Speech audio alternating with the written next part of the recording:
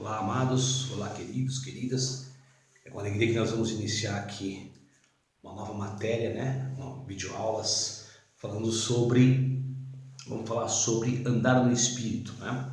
A gente acabou recentemente algumas videoaulas falando sobre o Espírito, a alma e o corpo, na realidade sobre a revelação na palavra, princípios de revelação na palavra. Nós vamos começar esse estudo aqui falando sobre andar no Espírito, ou melhor, a experiência do andar no Espírito. Então, nós pretendemos fazer isso em 3 aulas para falar sobre esse princípio, que é a experiência de andar no Espírito, ou andando no Espírito. Amém? Então, que o Senhor nos ajude neste momento, que nós possamos aprender e crescer na graça e no conhecimento da palavra de Deus, tendo a mente renovada pela palavra, através da revelação do Espírito Santo. Que o Senhor nos ajude, que o Pai nos direcione nesses dias e que você seja abençoado grandemente por meio da palavra dele. Amém? Vamos lá. Andando no Espírito. Gálatas 5:25 diz: se vivemos no Espírito, andemos também no Espírito. Uma vez que fomos regenerados, a vontade de Deus é de nos dirigir através do Espírito Santo. Por isso, precisamos entender 2 coisas. Primeiro, devemos ser guiados por Deus no Espírito, nosso Espírito, não pelas coisas externas, ok? Segundo, devemos exercitar o nosso Espírito para podermos andar no Espírito, de acordo com Romanos 8,16. Depois você lê esse versículo na sua casa e medite. Precisamos entender que tudo que necessitamos para termos a plenitude com Deus já nos foi dado por meio do Espírito Santo, que habita, que reside em nós. Uma vez que andamos no Espírito, todas as coisas do Espírito Santo de Deus, que habita em nosso próprio Espírito, se tornarão realidade em nós. 2 Pedro, capítulo 1, verso 3 e 4. Eu não vou aqui estar lendo todos os versículos, irmãos, para que a gente não estenda muito esse vídeo e fique cansativo e pesaroso de você aprender e crescer na graça e no conhecimento do Senhor Jesus por meio da palavra dele, que é Espírito e vida. Então, lê lá 1 Pedro 1, capítulo 1, do verso 3 e 4. É difícil viver uma vida de cruz? Eu te pergunto. É difícil? Você acha que é complicado? Que é muito difícil viver uma vida de cruz? Eu te respondo, não é. Só é difícil quando não se anda no Espírito e se tenta viver a vida de cruz por meio da alma, através da alma e não através do Espírito.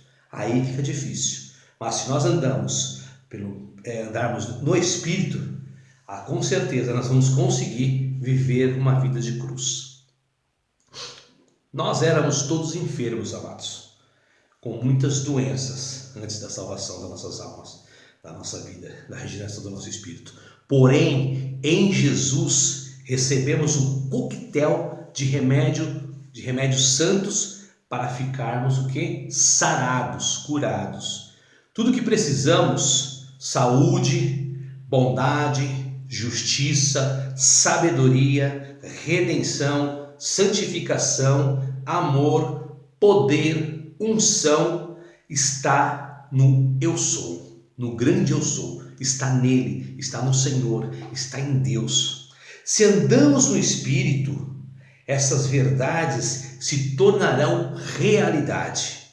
Amém? A vida cristã, queridos, consiste em 2 substituições. A cruz, Jesus morreu em meu lugar. No dia a dia, renunciando à vida do ego, da minha alma, para o Espírito Santo viver em mim a sua vida, a vida de Deus. Amém? Andar no Espírito implica em 3 coisas. 3. Andar em fé, andar pela cruz e andar no sobrenatural. Então, vou repetir, andar no Espírito implica em 3 coisas: andar em fé, andar pela cruz e andar no sobrenatural. Ok? Agora, um contraponto desses princípios, dessas três coisas, um contraponto ao efeito da queda, né? Contraponto-se ao efeito da queda, você tem o quê? Que é o contrário, andar por vista, que é a incredulidade, andar na base do ego da alma, que é na independência e não na dependência, e andar no natural, que implica em rebeldia. Então esse é o contraponto, tá? Contraponto-se ao efeito da queda. Quem anda por vista, anda na incredulidade. Quem anda na base do ego, do eu, do que acha, do que pensa, é a independência de Deus. E andar no natural é a rebeldia, a rebelião contra Deus. Ok? O espírito é o ponto central na vida do homem de Deus, da mulher de Deus. A alma era como um servo em relação ao espírito, mas quando o pecado entrou dentro do homem, o seu espírito morreu para Deus e a sua alma cresceu, tomou o controle, tornou-se o que? O centro do seu ser, a sua patroa, a sua chefa, o chefe. A alma tomou o lugar do espírito. O homem se tornou então um ser carnal, de acordo com Gênesis capítulo 6, verso 3. Agora, o propósito de Deus é restaurar-nos mais do que a posição de desfrute que Adão tinha lá, né? Agora Deus tem algo maior para nós, porque Adão via Deus, conversava com Deus antes da queda, mas agora Deus quer vir morar dentro de nós. Ele habita dentro de nós, ele reside dentro de nós. Aonde? No nosso espírito. Amém? O pecado, amados, se manifestou de três formas. Ou se manifesta de três formas. Primeiro, incredulidade. Tá? A incredulidade, ela atinge a Deus em seu caráter. Porque Deus é fiel.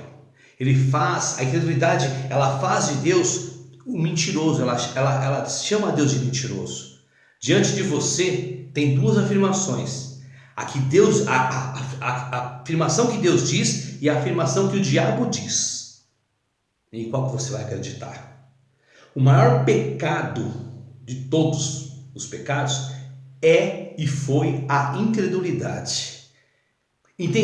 Quando a gente entender esse pecado, a incredulidade, nós observamos como, nós vamos aprender a observar como surgem os outros pecados. Então a gente tem que ler Gênesis 3, do 1 ao 6, para a gente conseguir entender isso que eu estou dizendo. Pois são os mesmos princípios que operaram, de modo que podemos determinar o caminho de volta ao modelo de Deus. Então, para nós entendermos na dimensão do Espírito, devemos cumprir a primeira condição. Então, a primeira condição que devo cumprir é andar em Espírito. Andar em Espírito implica em andar em fé.